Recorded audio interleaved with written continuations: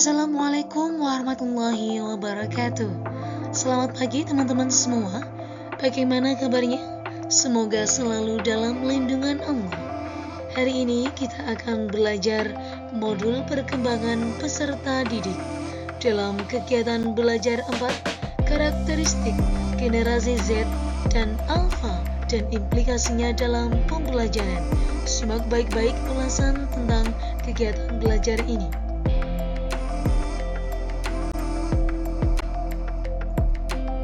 Sebelum kita memasuki pembahasan, alangkah lebih baiknya kita ketahui bahwa capaian pembelajaran dalam kegiatan belajar 4 ini adalah untuk menganalisis pembelajaran generasi Z dan generasi Alpha. Dan subcapaian pembelajaran mencakup 3 hal.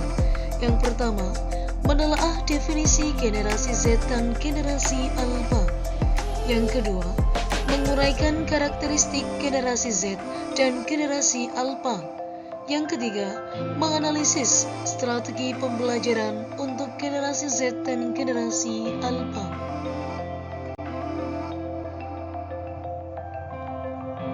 Pembahasan pertama tentang definisi generasi Z dan generasi Alpha. Menurut Suhantono, generasi Z adalah generasi yang lahir dari tahun 1995 sampai 2010. Sedangkan generasi Alpha adalah mereka yang lahir setelah tahun 2010. Dapat kita garis bawahi bahwa generasi Z adalah generasi dengan mobilitas digital yang cukup tinggi. Saat ini mereka hampir seluruhnya bergantung pada perangkat seluler. Bahkan untuk pengerjaan tugas sekolah, mereka cenderung memilih perangkat mobile. Sedangkan generasi Alpha adalah kelompok yang lahir dari tahun 2010 hingga saat ini. Mereka adalah generasi yang mengikuti generasi Z dan dianggap sebagai generasi pertama yang seluruh kehidupannya terpapar teknologi digital sejak lahir.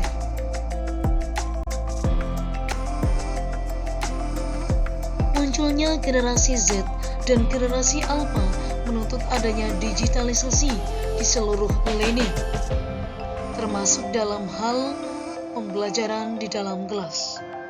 Namun kenyataannya, baru sebagian pelajar di Indonesia yang sudah mudah mengakses internet, karena untuk daerah-daerah tertentu seperti daerah 3T, tertinggal, terdepan, dan terluar masih minim untuk mengakses internet.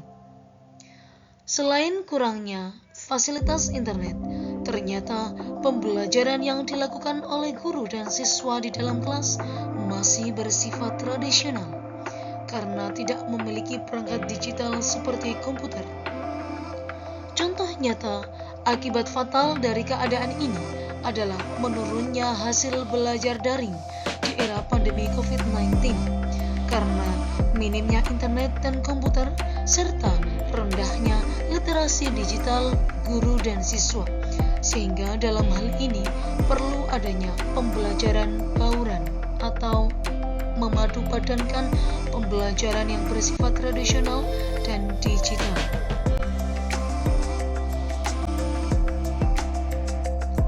Adapun karakteristik generasi Z dan generasi Alpha secara garis besar adalah sebagai berikut.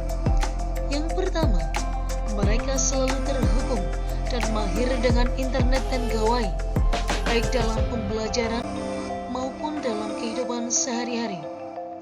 Kedua, kompetensi mereka diperoleh dari berbagai sumber belajar, yaitu dari guru, dari proses belajar mandiri platform daring, dan juga dari yang lain.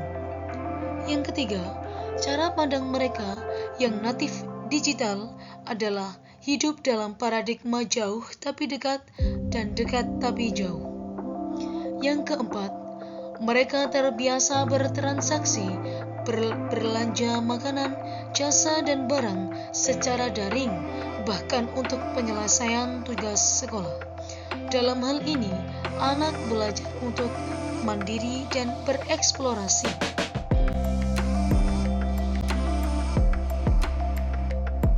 Strategi pembelajaran yang bisa digunakan guru untuk diterapkan dalam pembelajaran menghadapi generasi Z dan Alpha. Yang pertama adalah pengembangan HOTS yang berbasis IT. Pembelajaran berbasis proyek atau mini riset bisa dikenalkan sejak sekolah dasar, tergantung kesiapan siswa, guru, dan adanya dukungan keluarga. Hal ini bisa melatih siswa menyelesaikan masalah dan menganalisis teori dan fakta.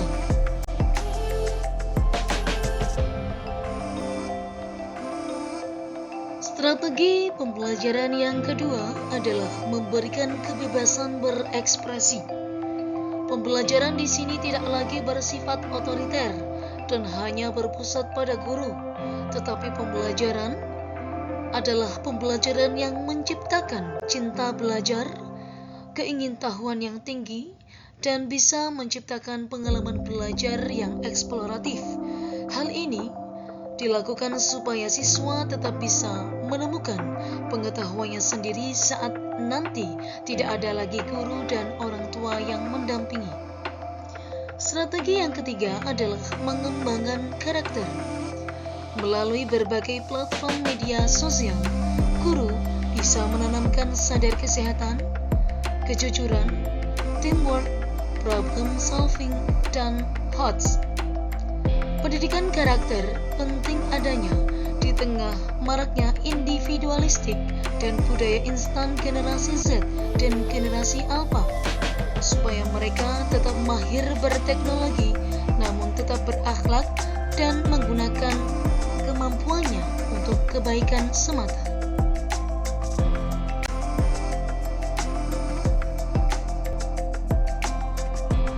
Selaras dengan among metode Ki Hajar Dewantara yang tujuannya adalah membangun anak didik menjadi manusia yang beriman, bertakwa, merdeka lahir dan batinnya, berbudi pekerti yang luhur, cerdas, berketerampilan, serta sehat jasmani dan rohaninya. Di sini siswa memiliki dan diberi kemerdekaan atau kebebasan mengungkapkan gagasan dan idenya ketika di dalam kelas.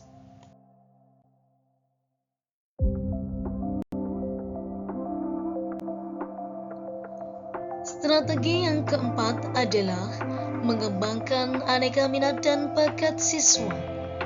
Generasi Z maupun Alpha memiliki minat dan bakat yang beragam yang siap untuk dikembangkan. Pembelajaran dan pendidikan mengembangkan kecerdasan jamak siswa. Sebab ada siswa yang berminat pada pelajaran melalui pendekatan psikomotorik, visual, atau audio. Dalam istilah kurikulum merdeka, kita mengenal adanya pembelajaran berdiferensiasi, yaitu pembelajaran yang memfasilitasi minat, bakat, dan gaya belajar siswa itu sendiri. Strategi yang kelima adalah penggunaan media digital. Guru harus menggunakan aplikasi komputer dan internet, tidak hanya buku-buku, melainkan infografis, video, gambar, dan juga animasi. Hal ini tidak berarti buku ditinggalkan, tetapi guru dituntut untuk bisa memadu padankan atau mengintegrasikan antara guru dan media digital.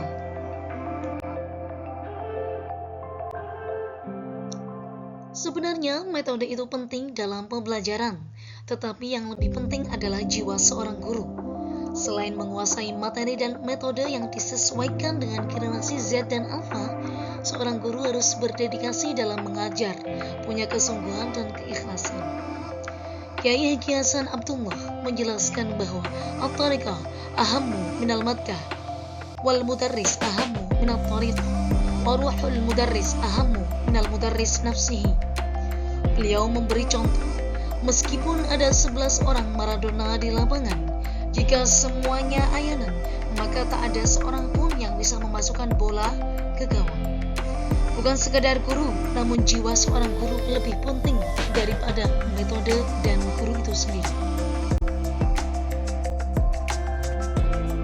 Dengan demikian, agar orang tua, guru dan masyarakat tetap bisa menghadapi, mengarahkan dan mengontrol generasi Z dan Alpha supaya tetap dalam koridor yang benar, mereka harus memahami karakteristik generasi Z dan Alpha, menerapkan pendekatan pendidikan yang tepat, mendukung kesejahteraan emosional dan sosial, dan saling bekerja sama, serta menghargai kreativitas dan inovasi yang mereka ciptakan.